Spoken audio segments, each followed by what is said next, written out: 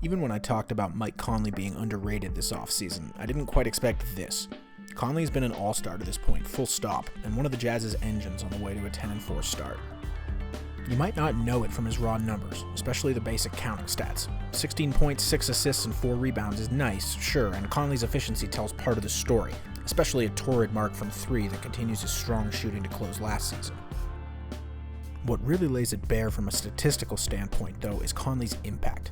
538's Raptor metric, likely the best going right now in the public sphere, combines box score numbers, on-court and off-court impact, and some other data, and ranks Conley as the NBA's second most impactful player overall to this point, trailing only Denver's Nikola Jokic. How's that possible? It starts with a special partnership that's clearly formed between Conley and Rudy Gobert, beginning with the pick and roll. Mike's early fit with Rudy in their first season together was rocky. Not a shock given Conley was fresh off 12 straight years in Memphis, playing with a popping big in Marc Gasol instead of a pure roll man like Gobert. There was some obvious visible discomfort. Conley often looked like he was putting together a meal from scratch with no recipe, just trying stuff to see what stuck. He would throw lobs to Gobert way before the big man was open, like on this play. It looked like he planned to do this the moment he got the ball instead of reading the play, which makes sense in one of his first games in a new offense. Here's another of those same plays, although a foul bails them out on this one. You hear ball handlers talk a lot about reads becoming reflexive over time, and that was not immediate for Mike when playing off Rudy. Even he'd tell you he knows better than to pass into traffic like this, but that happens to guys when they're still processing the court. Rhythm came as last year went along, and the duo is at a new level this season. Conley is dictating to defenses now once Gobert frees him for space, confident in all his reads and counters within the offense. He's about to throw a double fake on Clint Capella here to throw him just off balance enough to free Gobert up for a layup and one. Conley, beautiful pass, Rudy, and one. Here's a slightly more complex read, one of my favorite qualities Mike possesses, his patience and ability to manipulate the defense. Around this pick, he sees the Pistons are both dropping their big man and bringing a weak side wing over to block Gobert's impending roll, but Mike also doesn't have a clean pass he likes yet. Rather than pass right away, he snakes the pick and roll, keeps that wing attached to him while shortening the distance between himself and Jordan Clarkson, and hits the good vibe tribe for a 3.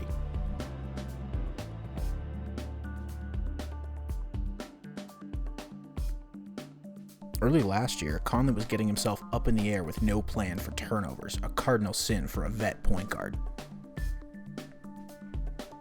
This year, he's bursting out of traps and throwing skip passes without hesitation. The numbers show a massive improvement. Per second spectrum data via source, Conley and Gobert pick and rolls ending in a shot, foul, turnover, or kick-out pass to a shooter generated .985 points per chance last season, a respectable but slightly subpar figure. This year they're at 1.14, one of the single best marks in the NBA among volume combos, and that's while running the third most picks in the league, and by far the most on the Jazz. One chunk of that improvement is Conley's comfort with his pull-up 3. Gobert's excellent screening got Mike plenty of looks last season, but especially early in the year, he was hesitant firing away. Watch him take a step inside here first before settling on the shot, throwing off his rhythm. Three-pointer. Rebound, Dedmon. This year, instead of hesitance, Conley is hunting these shots. The moment he sees Trae Young playing even slightly to his left hand here instead of trailing behind him, he's setting Trae up for this spin right into Gobert's rescreen for a comfy triple.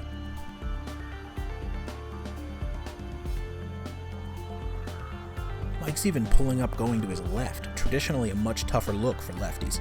If there is any airspace, no matter the shot clock, Mike is firing. He knows these are good shots and his coach wants them going up. Conley shot right down the middle.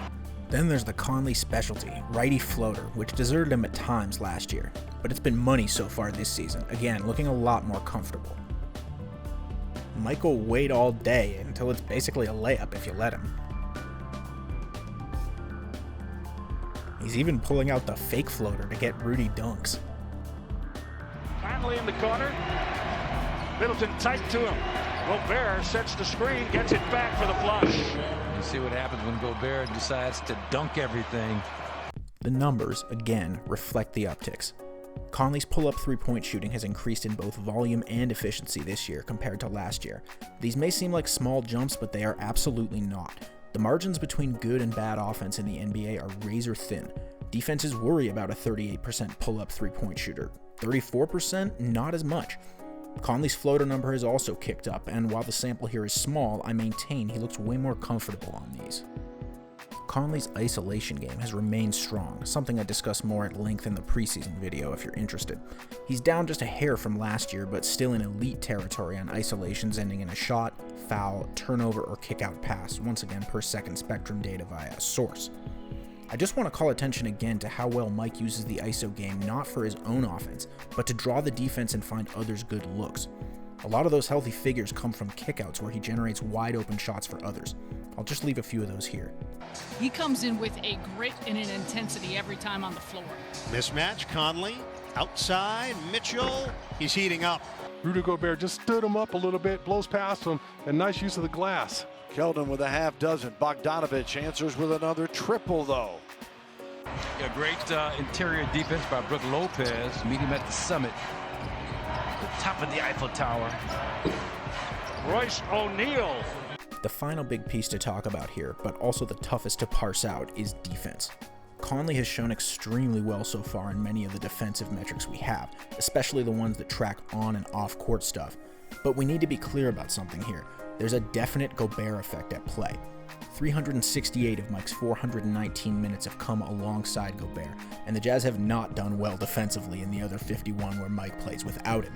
Still, Quinn Snyder has clearly prioritized keeping them together, and through some film study, I think the reasons for this are defensive as well as offensive. Let's break it down. Mike's screen navigation doesn't get much attention as a nuanced skill, but it's elite. I'd normally be a bit mad at Rudy for being this far back on a pick and roll with Trae Young, especially as it looks like Conley's about to get crunched by the pick up top. But watch him deftly spin around it, surprise Young with the contest, and spare Rudy my Twitter scorn.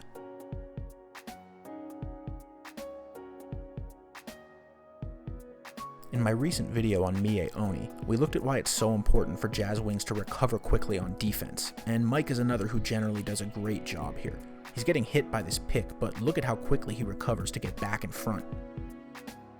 Now, instead of having to drop down even further to prevent a rim attack, Gobert can recover when the pass comes out. The defense stays sound, Rudy does his thing, and forces a miss. Again, it starts with screen navigation. Watch Mike slither around the screen right here and get his hand back in the play quickly. That gives Gobert the latitude to get the swat. He's also way stronger than you'd think. Conley is about to get smacked by a pick from the much larger Jackson Hayes, but watch how little it affects him. Seriously? Apparently this guy is 6'1", 175. Okay. Guys around the league see this stuff on the scouting report. Look how far Julius Randle extends his leg here to try and stop Conley sliding around his pick. That is illegal, Julius. You can't do that. Conley draws a variety of offensive fouls, some getting around screens and some in other situations.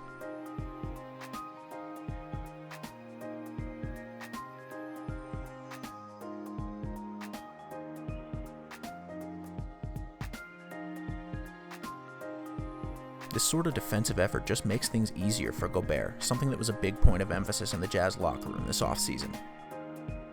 One more time, the numbers match the eyes for the Jazz's best duo so far this year.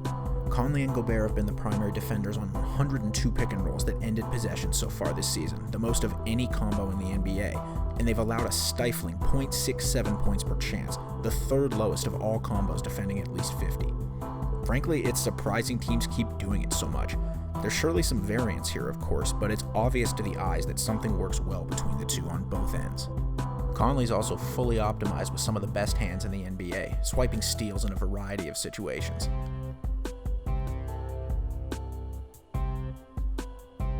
He's getting into guys on their drives, even when he's not the main defender. He's sneaking up behind guys for steals after rebounds. Good defense. Oh, and Jokic did not see Conley behind him. Clarkson for three. Costly. He's jumping lanes as a help defender.